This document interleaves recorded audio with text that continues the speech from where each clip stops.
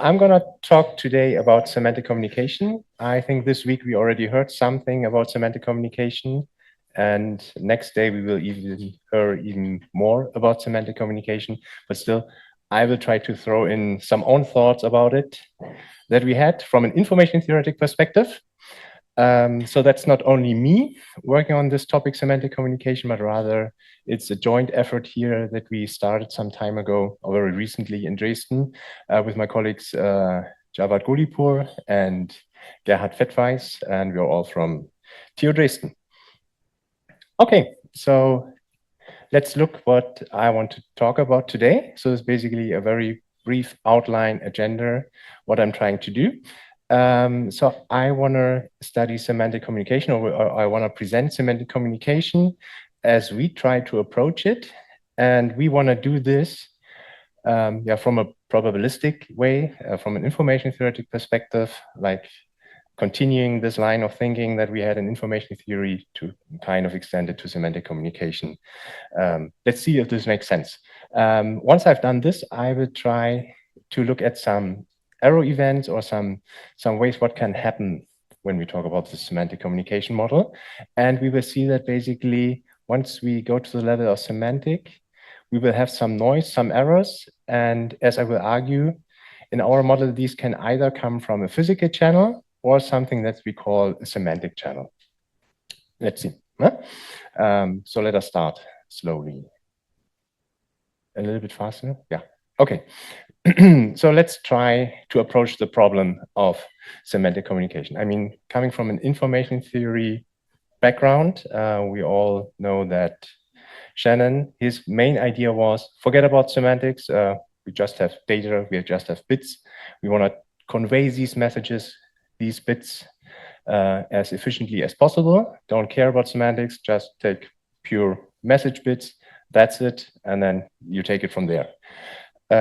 We want to go one step back again, including these semantics, by basically proposing a probabilistic model for semantic communication. And this will kind of root in the idea that once we have data, it's not only, or once we have information, it's not only the data, like the bits you want to transmit, but they also have some kind of meaning behind that, right? So it's kind of composition of these two aspects.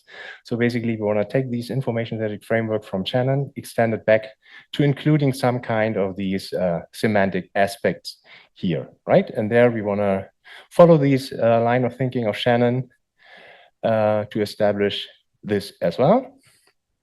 So the main idea is, or task for us is to incorporate these relevant blocks or techniques that we want to have here. Okay, so what do we have in mind here? How we approach that is the following. So basically now our problem looks like this. We have, we have a whole chain here. It is no longer just an encoder and a decoder for the message that we want to transmit. This sits kind of in between. So in the very, here's it again. So in the middle, we have the physical channel, right? You put in something into the channel xn, something comes out yn. Some messages that you encode into code words xn goes over the channel. You received some code words, noisy code words. You try to decode that. And what we add here is basically this semantic level that we go one step further. We are not starting with messages, but we start with some semantics that we want to convey, that we want to transmit. So in the first step, basically, we encode the semantics into some intermediate step, the messages. These are encoded then into the code words. And on the receiver side, we do it quite similar. So once I consider the problem like this, I see that basically I have here a chain of multiple things. So if we want to reconstruct at the very end, the semantic here W hat, then you see that it's not only the channel where the error could happen, the physical channel, but rather now you have multiple places where errors could occur, right? And this is something that we then call a semantic noise once the semantics W are kind of disturbed. And once you accept that we are looking at this kind of chain here, you could say that you may have different kinds of errors here. On the one hand, of course, we are communication engineers. Errors always appear once we have a noisy communication channel, like the physical channel. So this is one category that we quantify here. We can say that this noise or this error could occur due to the physical channel. For example, I transmit whatever message. Let's say I want to transmit the message cat, and something weird happens in the physical channel, and the received signal is bad, something completely different, right? So then the physical channel induces that error. So the error comes from the physical channel. But since we're also including now some kind of another layer of the semantics, you could also say that the errors, they stem from the semantic context, yeah, from this semantic channel that we have before. And here it becomes maybe a little bit more interesting because now these errors comes from a different source. Think about that. Here in Europe, I want to transmit the semantic football from the US.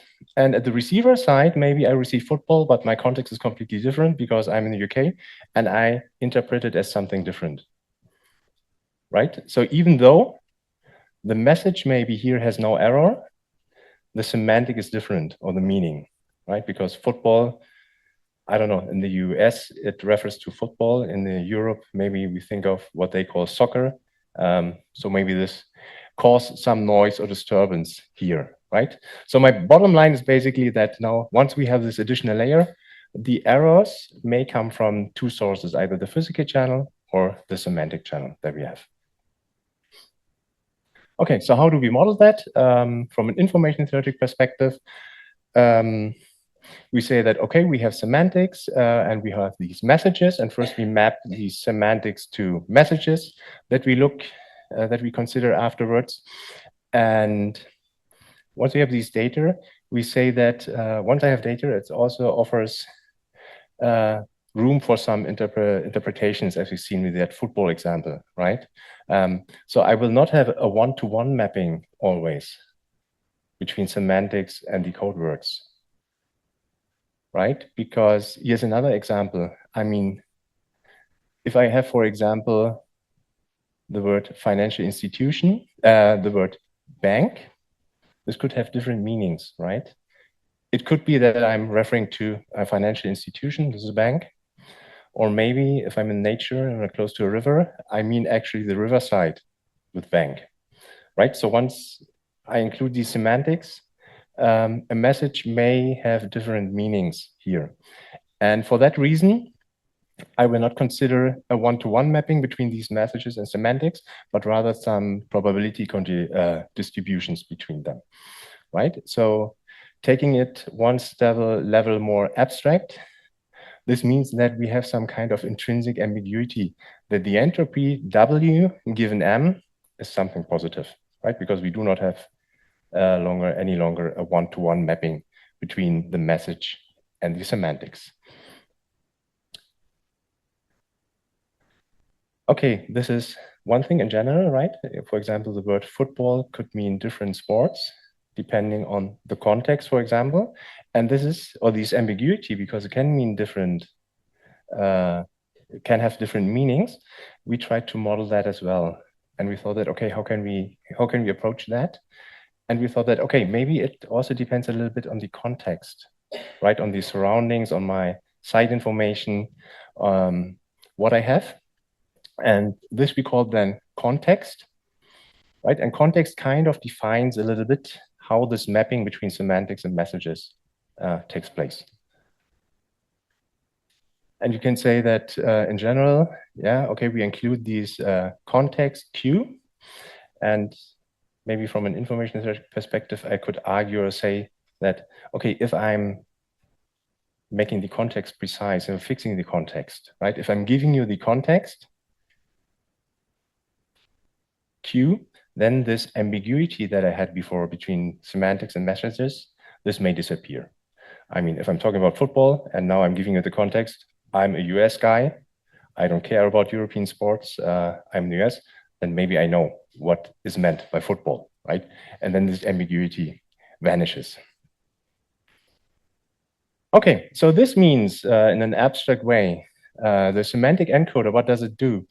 It takes these semantics, and then basically for each semantic, it encodes it, maps it to possibly multiple messages, right? For sake of brevity or clarity, right now, all these mappings are of equal size, so each semantic is mapped to the same size or has the same size of possible messages. Of course, you could try to generalize this to different sizes here so that these groups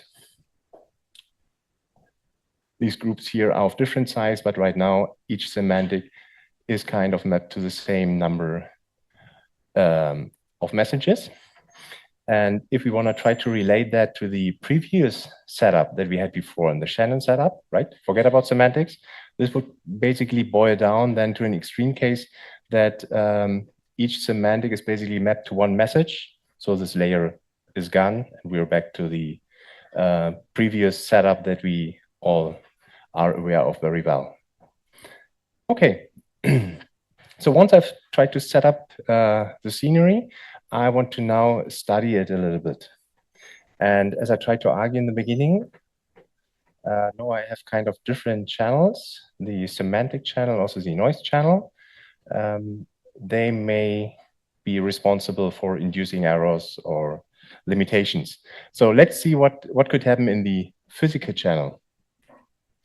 Right, in the physical channel, I mean, there it's kind of, as we all know from the message transmission scheme, here errors are induced by the physical channel. So the messages are distorted probably at the receiver side. We may decode the message incorrectly. And now we have to understand how this can, or how this affects the underlying semantics. From an encoder perspective, I know that if I have the semantics and I want to encode this into whatever code words, I'm kind of limited by these numbers, right? The rate tells you you can only have up to I as X different semantics here, because from a joint typicality argument, you could say that each semantic here, or each sequence here, has a jointly typical subset of size 2 to the n hxs. And this gives you these balls should not overlap, right? So whatever words I use, I can get back the semantics in the right way. And then the decoder side, what is happening here is this is basically then the physical channel, right? So I have no errors in the semantic one, but the physical one I have to control. If I also try to draw these balls here, I would say that, okay, each code word, so here this is a semantic message, it is associated to a possible set of messages. Each message is probably communicated or transmitted to the receiver side that I want to decode. And now what you can see here is that these balls, I'm fine with them overlapping. Within these larger circles, I'm fine if these balls overlap. Why I'm fine? Now, what I would have here, I mean, if these overlaps, I may do errors in decoding the right message, but they all come from the same semantic. So if I'm only interested in semantic, I don't care if I'm doing a decoding error on the message level, as long as I can get back the underlying meaning of it, right? So, and therefore, I'm fine if within this ball, these decoding sets overlap, as long as these like bigger circles, they do not overlap, right? So then I'm making sure that the semantics are still reproducible at the receiver side. Now, once you set it up like this, it's not too hard to prove that you get basically these kind of rate expressions for the rate. And this is something that we will present very soon at the conference here, WCNC. I think it's in April. So everyone who goes to WCNC, please attend. Then I will not be talking, but then you hear everything else from Javad. Maybe he finds other words than me to explain it. Okay, but from the physical channel, we can kind of understand how the errors affect our communication scheme here. What kind of rates do we get? So this is kind of fine. Maybe a little bit more interesting or a different aspect is once we go to this semantic channel, how I called it, right? So what happens if the physical channel, let's say it's fine, but rather we know, look, what could happen in the semantic level. I started in the beginning also with these contexts, right? So I tried to argue that the different difficulties in the semantic level could arise from having a different context. This could explain to you why some code words may mean different things to others. And therefore, we tried to look a little bit more on the influence of this context Q here. And so we have a context which kind of defines the rules or the common understanding.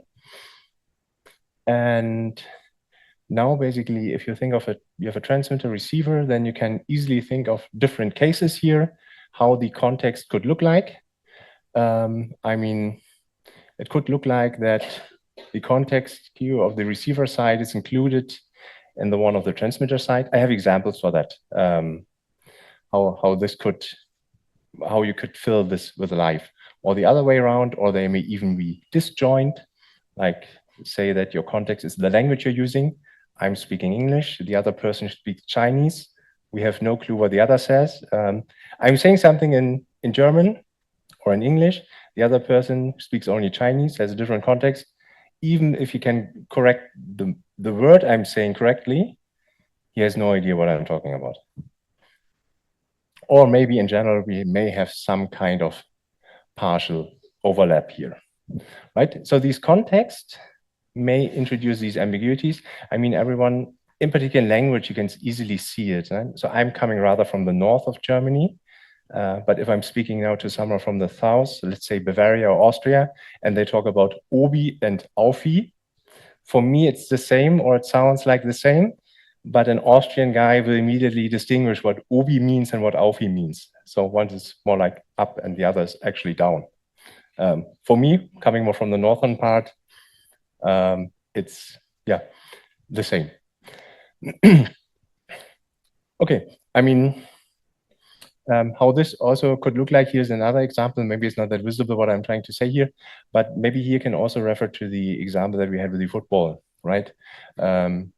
You say football or the game of football, you map it to the word football.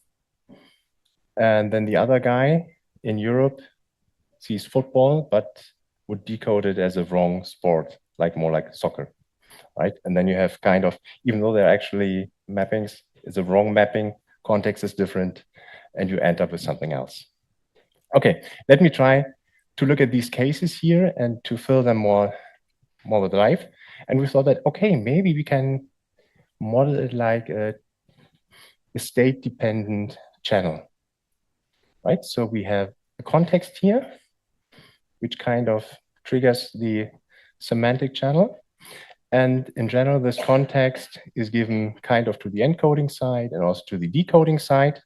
Now the physical channel is gone for now because I'm only looking at the semantic part. I'm saying that I have a perfect physical channel, error-free.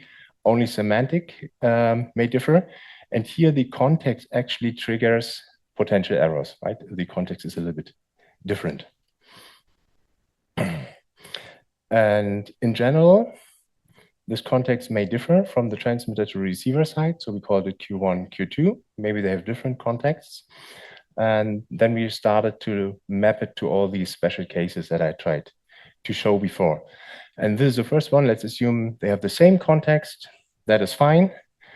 And then you get this kind of rate, IUX, given the context, which kind of mimics the result that we also have for state-dependent channels. If we have the case that, let's say, the receiver's background knowledge is a subset of the sender's knowledge, right? Receiver's knowledge is a little bit the subset of the transmitter's knowledge. This could be applicable to the case where maybe you say that a mother is talking to his child, like a baby, and the baby, I mean, it has a limited contextual understanding, right? It can barely speak.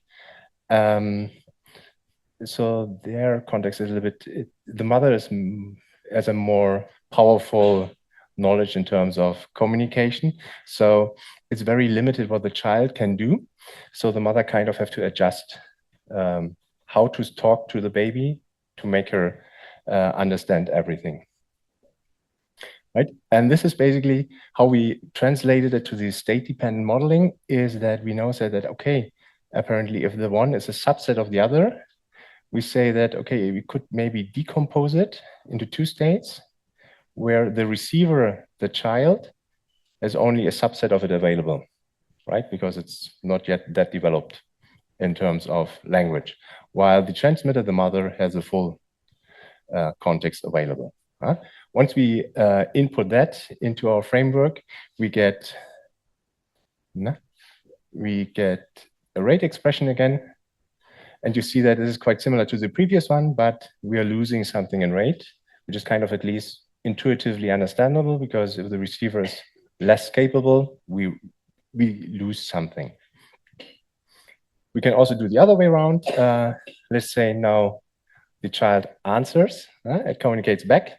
So the child has a more limited capabilities again, but now the receiver is more powerful.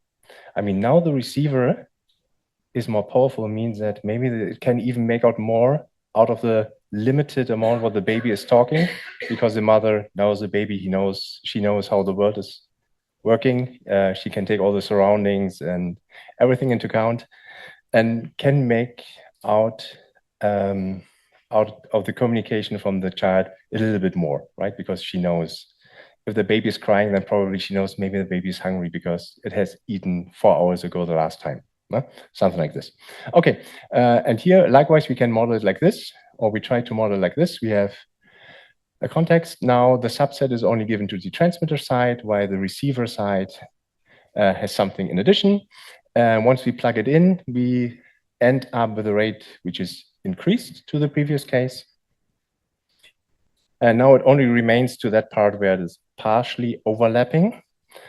Maybe here the example with German and Austrian would be good. So it's kind of similar. There's a huge overlap, but maybe there are some parts which may differ. And here we modeled it similarly. So we have a common part, Q0, which is given to both. And then they have a distinct part here, Q1, and the other one to the receiver side. And here we see that, okay, now we end up with some kind of combination of the previous cases that we've seen. So if I want to summarize, if there's a similar context, we get a certain rate expression. If there are subsets of each other, we either lose something or maybe gain something. And then we have the final combination with the partial overlap. We also get a final rate here. Yeah, and this brings me to the end. And I would like to thank you for the attention. And I'm happy to take any questions. Thank you. Thank you very much. Yeah, thank you. First of all, in the Theoretic project, we have a saying that every good presentation about semantic communication needs an image of a cat. At least you had the word cat in your presentation, okay. So you passed the test. And then I will pass it on to Jawad. If he presents it at a conference, I will make sure that he includes the. So my question is, so you modeled like the semantics by these like multi-mapping and context queue, and I can imagine like when you want to have like a concrete realization of that. So when you have like want to model this context queue, this random variable seems quite complicated. So you have probably very complicated distributions with many possible realizations and so on. So my question is, can this actually be done for a scenario where you can really say, okay, the random variable Q looks like this, has this distribution to make a meaningful, to have a meaningful application? Yeah, this is a good question. How we can. So this is, I agree, this is a very abstract information theoretic. I mean, we also, one have to, no, that's, we just started, but there's a good, one has to look at it into it. I fully agree, to really fill it with life. Thank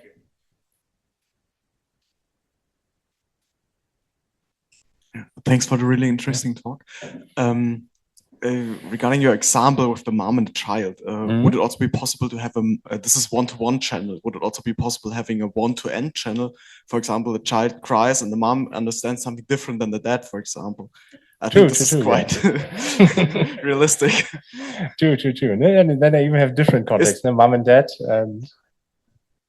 Yeah, it would be interesting. So we just started, but of course, one can also look at multi-user scenarios. But for now, this is not included in the. This is just a one-to-one communication. So far, we only looked at this very basic one-to-one. Okay. But obviously, that could be a nice next idea to also include multiple receivers or multiple transmitters. Interesting. Thanks.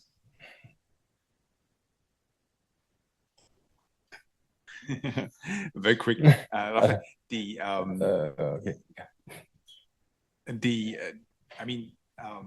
We look at LLMs, then we know exactly. So they were very good to, let's say, explore the semantics of NLP. So way better than any model that came up from, the linguistic communities. In fact, that didn't work. So that worked.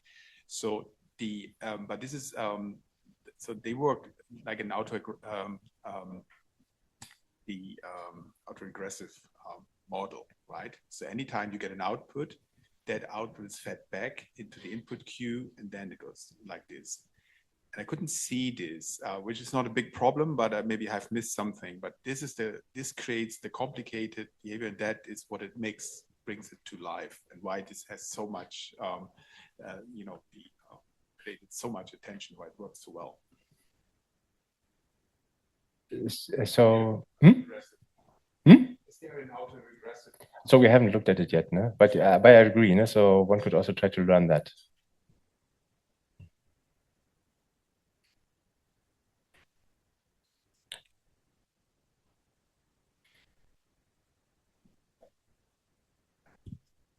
Okay, so we finally fix the spatial bias now. I have two questions, one more on the shared context. So do you assume that the split between the shared context and the other part, so Q0, and is actually known to the mother, for example? Does the mother know what the baby really understands in context or not in your model? Or is there just a shared context without any knowledge where the split is? I think so far right now we assume that we know how the split look like. So so they know, but they do not know the exact realization, but they know the overall. But they know the shape of the distribution. Okay, I have a non-context question. So okay. Could you go back to your first slide with the model where you had the boxes? One of the very first slides. Yeah. Right, that one. Okay, so why do you have between the semantic encoder and the message encoder? Why do you take a sequence of length n, and why, if you really have to have think of source coding problem, you give a sequence and you just get an integer like a message. So that could also be just a message, right? And if it can't be just a message, why do you have the same n as in the channel input? Why not? Isn't that limiting? Yeah, it's true. No, we could also try to generalize that. No, so far we started like this. I just don't see that it makes any difference in what you did later. So it might be just an invitation for critique. That's true. No? Let me think about it. Anyhow, when you look at the converse, do you also work with this model where you have a split between encoder, semantic, and message, or do you look at a joint model there? No, I think we looked at this model. But that would imply that for converse, it would imply that the split is optimal, right? That you don't lose. Right, you know what I mean, right? No, but we started with that one. Okay, thanks. No, but you're right. No? So actually, one could try to come for the more general. For converse, it would make a lot of sense, right? And for the public record, I really like your approach. Thanks. About a possible application, can this be applied to systems with different degrees of access? So maybe not about semantics, but the following analogy: mother is a person who has large access to some knowledge, and child is a person who has limited access, and this might be communication between people with different access to some maybe confidential information. Exactly. No, this is basically another example for that. Now you could model where one party has a bigger context or more knowledge, and the other one is more limited to only a subset or only restricted knowledge. Okay, thank you.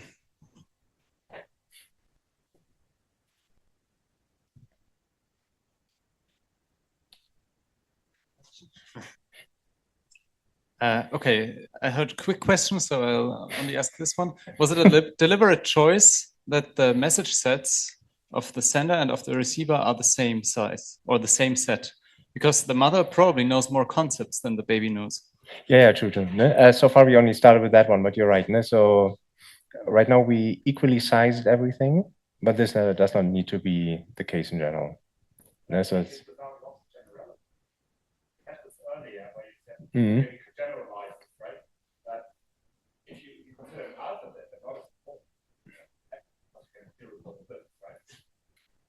Yeah.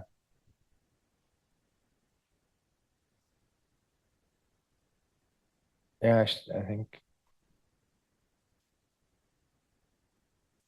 Okay, thank you very much. Thank you.